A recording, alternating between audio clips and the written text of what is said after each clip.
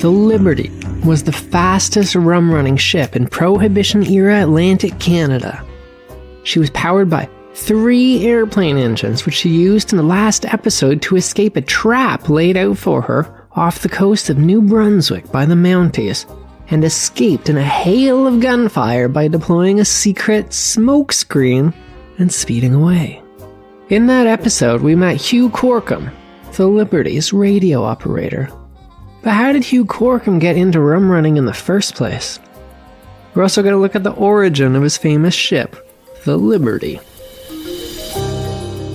You're listening to Backyard History, the hidden stories that happened in your own backyard. The podcast version of the weekly history column running in newspapers across the Maritimes. With your host and author, Andrew McLean.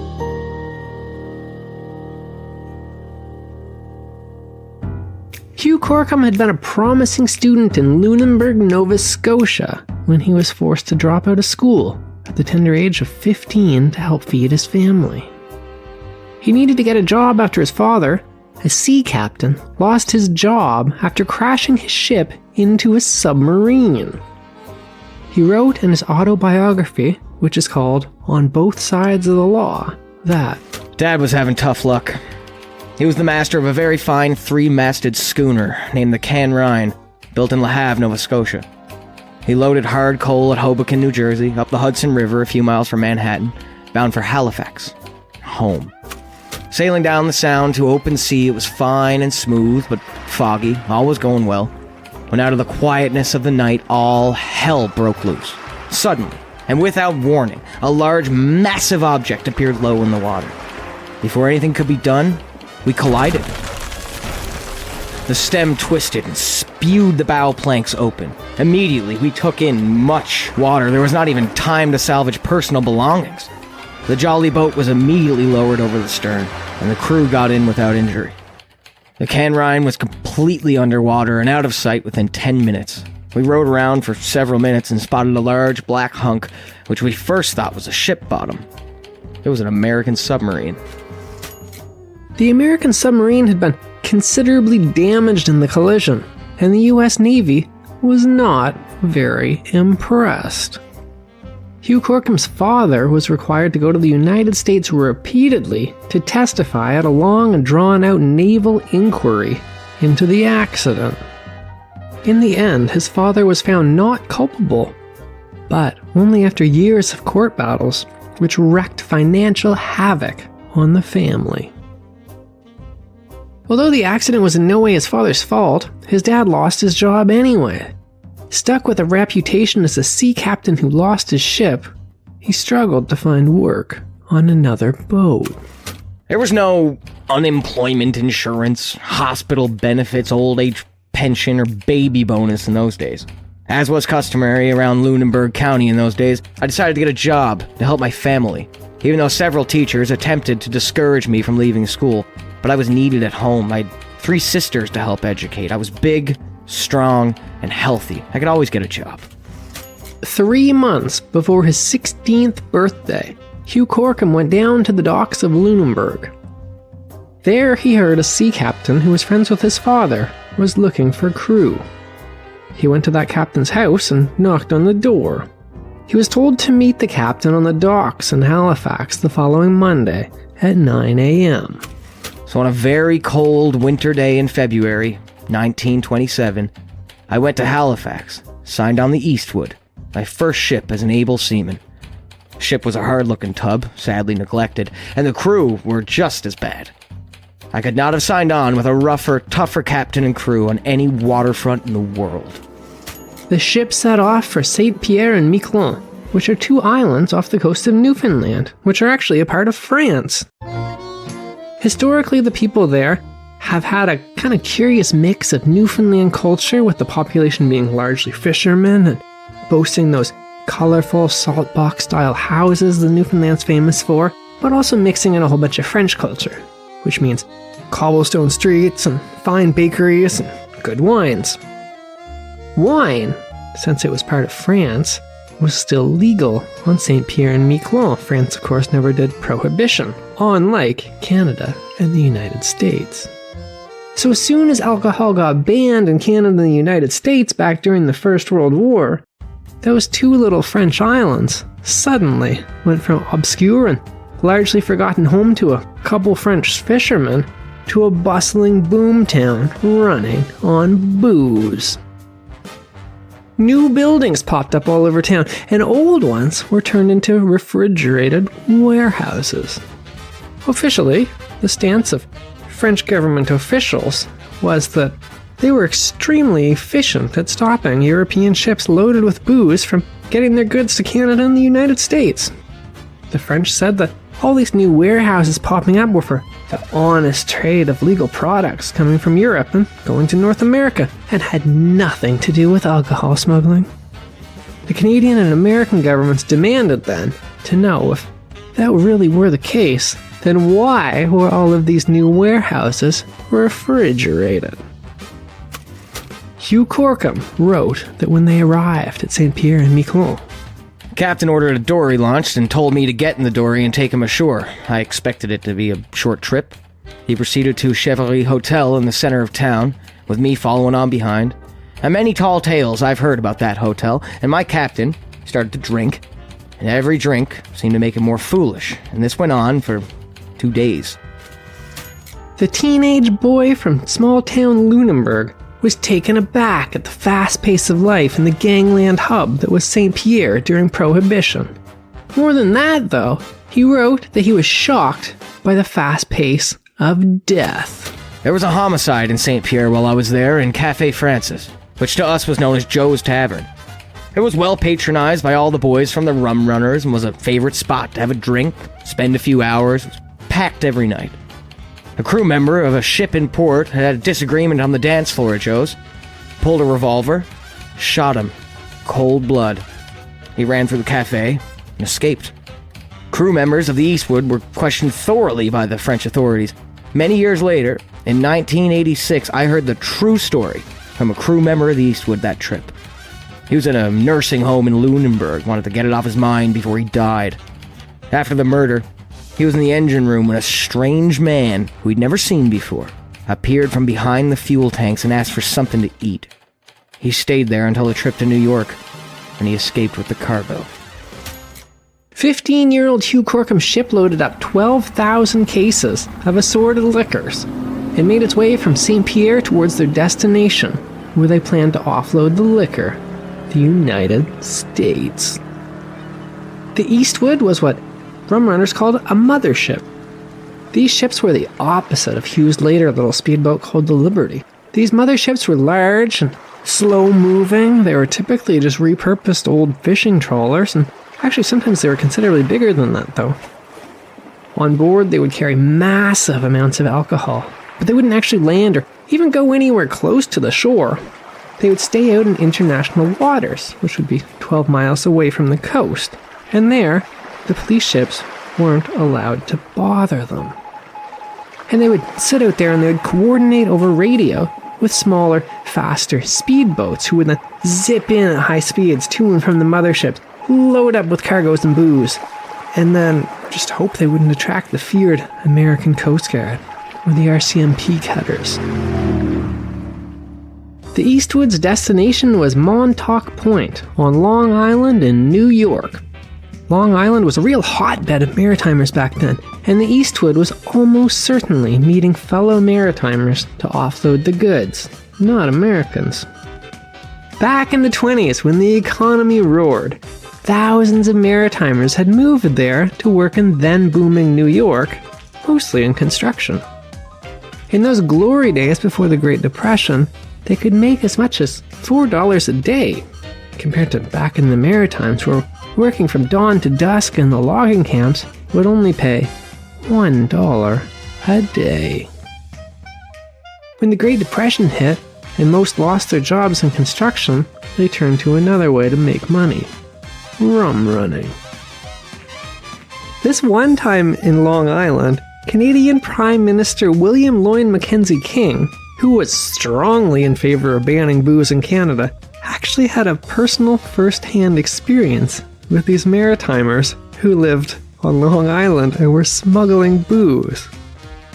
You see, the Prime Minister had escaped Ottawa for a little vacation to Long Island, New York. He was always a pretty solitary figure, and his idea of a good time was a long walk alone on a beach. So he walked along the beach at Long Island, and he was surprised to hear someone call his name. The Prime Minister wrote in his diary that the person who recognized him was a Canadian fisherman from Cape Breton, Joyce by name. Apparently totally unfazed by alcohol being very much illegal at the time, and the Prime Minister being fiercely opposed to drinking, this fisherman named Joyce whipped out 2 bottles of liquor to give to Mackenzie King as a present.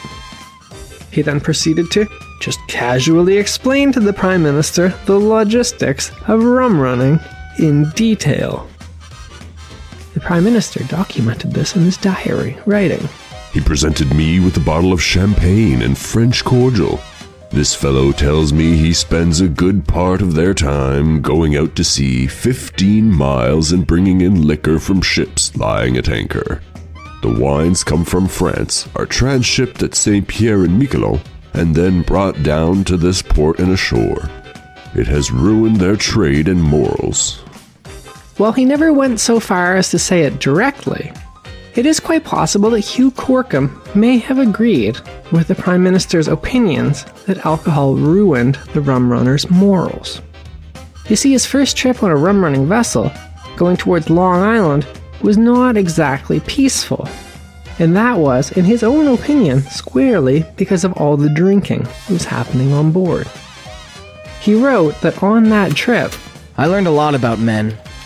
What liquor can do to a good man, what an ass he can make of himself, and how dangerous a human being can be when liquor takes over. It always amazed me as a young sailor at the drunken old sea dogs, once they'd been at sea for a few days and dried out, were really the best seamen, almost without exception. Yet as soon as they would make a draw on their wages and proceed to get drunk, they were useless to man or beast. on that trip, he watched the captain of his ship become even more drunker and more abusive than usual. He watched a heavily tattooed sailor that went by the nickname Dog, who had taken him under his wing back when he was actually sober, become, in his words, a drunken idiot who punched out their client who was escorting the alcohol and paying for him. He also watched the cook on the ship threaten this client with a hatchet after he asked for a sandwich. He also watched the captain throw a full quart of whiskey at this client. And he watched as the captain got into a fight with the client, breaking 3 of his ribs. Presumably, this particular client never sailed with this particular crew ever again. Although, on the other hand, in the drunken crew's defense, Hugh Corkum did argue that this client was actually kind of awful. Apparently, he dressed like a cowboy, and he waved a revolver in people's faces. And worst of all, in Hugh Corkum's mind, he tried to order the crew around. So basically, this teenage boy's first experience as a rum runner wasn't going well, and it was about to get worse. After that whole big ordeal to get to Long Island, they didn't even get to land their liquor. As they approached, 2 American Coast Guard cutters came up and shadowed the Eastwood. The Coast Guard couldn't board because the Eastwood was still in international waters, so the Coast Guard silently waited nearby, doing nothing, as the Eastwood's drunken captain shouted curses from the side of the ships at them. Eventually, the Eastwood just gave up on trying to land their wares in Long Island and sailed all the way back to St. Pierre, with the 2 American Coast Guard cutters following them the entire way back to the French port. In the end, not one single case of alcohol was actually sold, but a staggering 64 cases of booze were drank by the crew on that voyage. Young Hugh Corkum, for his part, not only vowed after that trip that he would never touch a drink as long as he lived, but that he would also never sail on the Eastwood again as long as he lived. He wasn't getting out of rum running, though. He just wouldn't be rum running on that particular ship. 1 year later, we find Hugh Corkum had grown into the high-flying life of a rum runner, and the money, and the opportunities that came with it. Gone was the provincial teenage boy from backwater Lunenburg. Now, Hugh Corkum was a suave and modern adult man who wrote enthusiastically about experiencing all that New York City had to offer during the Roaring '20s. I was right in the center of Manhattan, and I liked it very much. I was familiar with some important spots, and I felt quite proud to be able to show my shipmates around. Some of them hardly left the hotel, though. They were the real country hicks. But I was gone every day, all day. I was ready to hit Broadway in style. We didn't even have to leave the hotel for excitement or action. Burlesque girls were staying in our hotel, and reporters frequented the hotel daily. I received passes from reporters to attend sports events in Madison Square Gardens. The Paramount was my favorite theater. I attended many games at Madison Square Gardens. Of course, some of the hot burlesque shows were not to be ignored. I learned so much. I experienced some underground speakeasy nightlife. We had access to several night spots where you had to be well known or vouched for to gain admission. On New Year's Eve, Times Square was packed with thousands upon thousands of people. It was a party never to be forgotten. Despite these temptations, though, he did actually stick to his initial plan of saving up money in order to get out of the rum running racket. He took his savings and he went to college in Indiana. He started school in July of 1929. 4 months later, the entire global economy collapsed, and it was the Great Depression. Unable to find a job with his new degree in the wireless communications radio world, he went back to rum running. His degree actually wasn't a total waste, though, because he found that there was a lot of demand and a lot more money for someone that could work a radio. Then he met what he called The pirate ship. the Liberty. In June of 1936, Captain Jack Howell of Medegon contacted me, asked if I would accompany him to the United States to bring back a speedboat. Jack was an old friend, and we'd been through a few escapades together. He wanted me to be with him as a crew member, drop pilot, wireless operator. Sounded like a new and exciting experience. I agreed to go with him, for a fee. They, along with 2 American engineers, boated south in a direct line from Nova Scotia until they reached parallel with Cape Cod. Only then did they turn inland towards the American coast.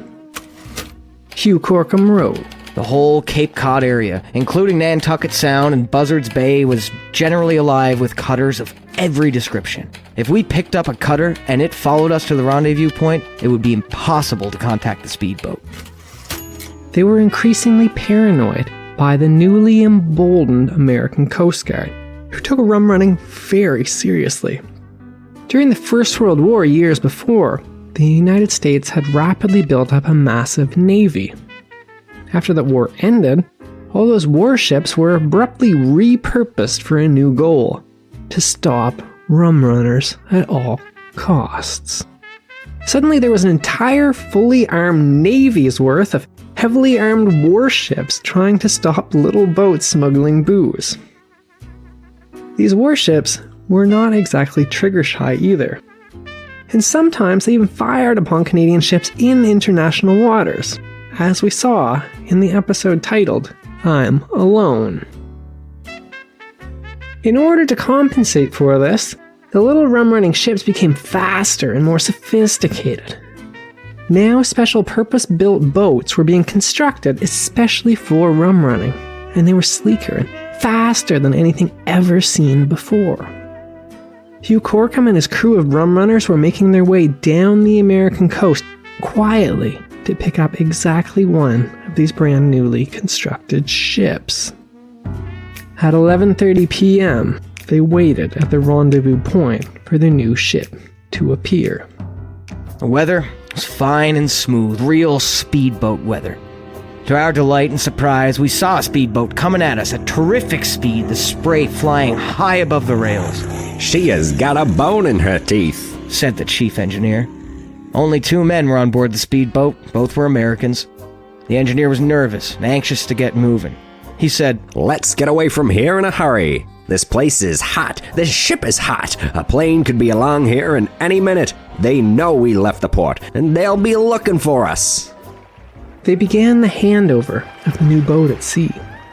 The Americans had sold the new boat with practically no fuel in it, so they had to fill it up with barrels at sea.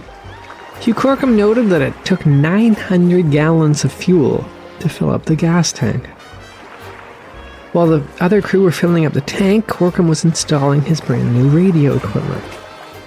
He noted that the ship had been stripped of not only food and supplies, but of any kind of interior decorations or really anything inside at all.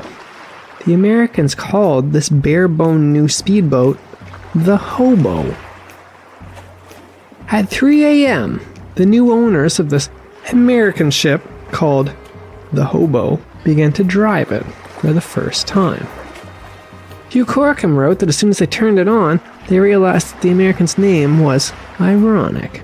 She was a beauty. She was just about the finest, fastest, and most evasive run runner ever on the eastern seaboard of Canada.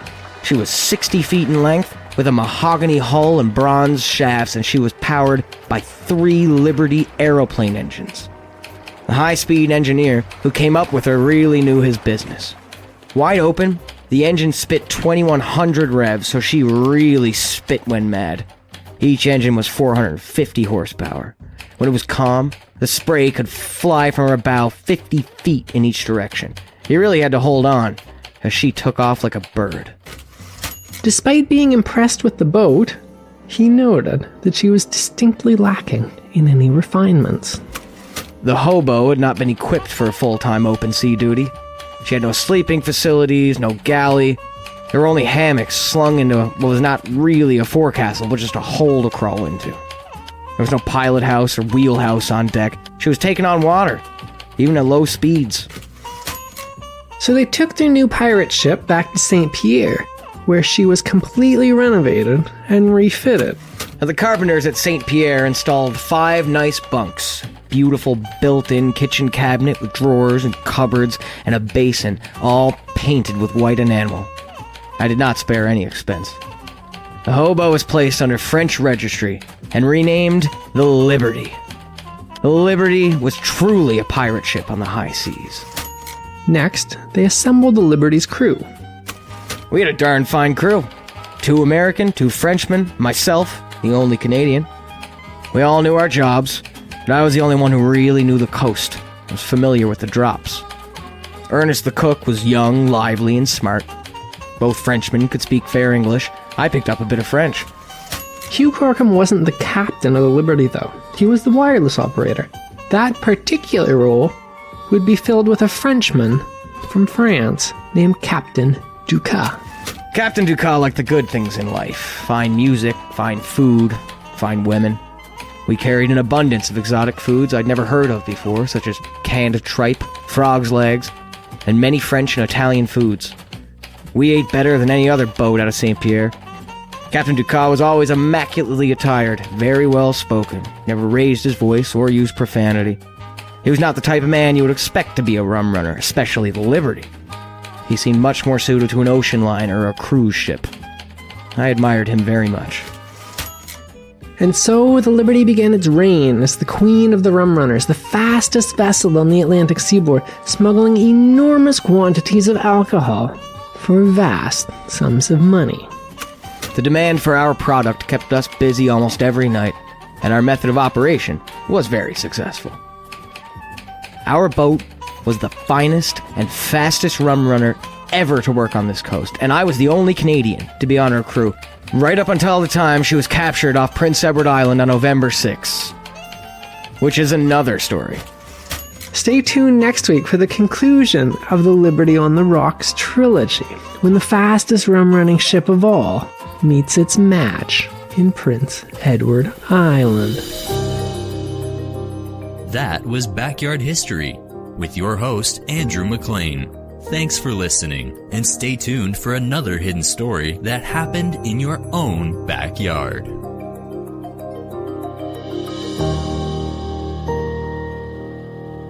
Produced by Jordan Lozier.